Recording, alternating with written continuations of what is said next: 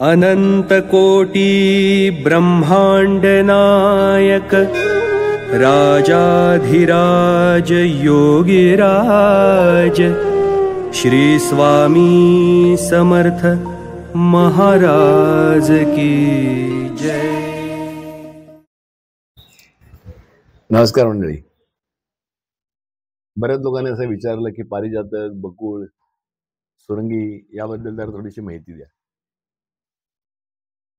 पारिजातकाचं झाड साधारण बऱ्याच जणांकडे, म्हणजे ज्यांचे बंगले आहेत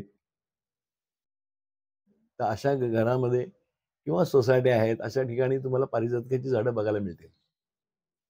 पारिजातकाचा पानाचा उपयोग पण खूप छान आहे, काढ्यासाठी वापरला जातो.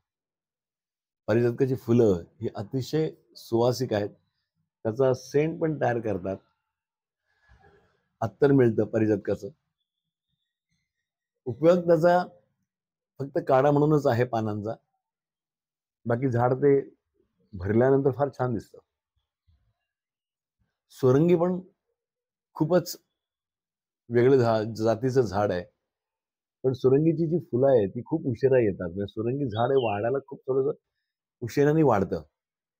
पण सुरंगीचे गजरे, म्हणजे मी पूर्वी सुद्धा एकदा बोलताना असं बोललोय बघा एका व्हिडिओमध्ये, की सुरंगीचे गजरे हे पुण्यामध्ये फार कमी मिळतात. पण मुंबईमध्ये मात्र जर तुम्ही जर दादरला गेलात तर दादर प्लाझाच्या समोर जे दादर बीबी आहे तिथे सुरंगीचे गजरे हमखास मिळतात. सुरंगीचा वास हा फार अतिशय वेगळा आहे. म्हणजे मधमाशीचं पोळं सुरंगीवर जर लागलं आणि त्याचा जर मध जर तुम्ही जर खाल्लात तर जवळजवळ 6 ते 7 दुखणी तुमची बरी होतात. विशेषतः घशाची दुखणी जी असतात ती बरी होतात. म्हणजे माझे जे गुरु आहेत ते मला नेहमी सांगायचे की सुरंगीवरचं पोळं जर तुला मिळालं तर त्याचा मध तू थोडासा खात जा, त्याला वास पण छान येतो त्या मधाला. तर अशा तऱ्हेचं हे सुरंगीचं झाड फार दुर्मिळ होत चाललेत आता. एक तर हे अशी झाडं कोणी लावत नाहीत, एक तर कोणाला फारशी माहिती नाही. कारण तर तसं जर डेरेदार झाड आहे, मोठं झाड आहे, पण त्याला वाढायला वेळ लागतो, म्हणून लोक कदाचित कंटाळा करत असतील. कारण झाड लावल्यानंतर साधारण 9 ते 10 वर्षानंतर त्याला फुलं यायला लागतात आणि मग ती फुलं म्हणजे खूपच सुंदर आहेत. पण ज्याला आवड आहे त्यांनीच ते करायला हरकत नाही. तिसरं झाड आहे बकुळीचं. बकुळ अतिशय वस्ताद आहे आयुर्वेदामध्ये, अनेक ह्याच्यामध्ये वापरली जाते त्याची साल.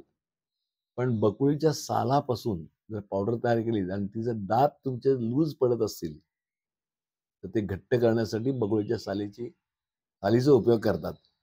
म्हणजे एखाद्याचे दात जर भरपूर हलत असतील किंवा किडत असतील किंवा दुखत असतील तर बकुळीची साल पाण्यामध्ये उकळा भरपूर आणि त्याच्या गुळण्या करा.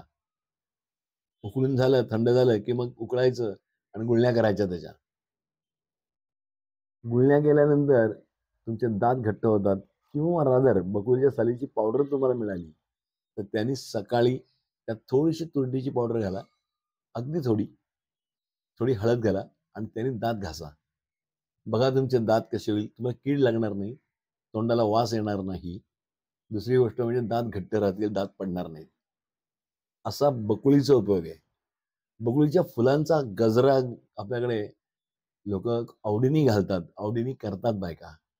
फुलं भयंकर लागतात, खूप झाडं लागतात आणि खूप मोठं डेरेदार झाड आहे ते, त्यालाही वाढायला वेळ लागतो. तसंच त्याची फळं, केशरी रंगाची त्याची फळं येतात, अतिशय सुंदर आणि गोड लागतात. ती फळं जर तुम्ही बरीच जर खाल्लीत तर आपल्या लंग्समध्ये कधी कधी पाणी होतं बघा.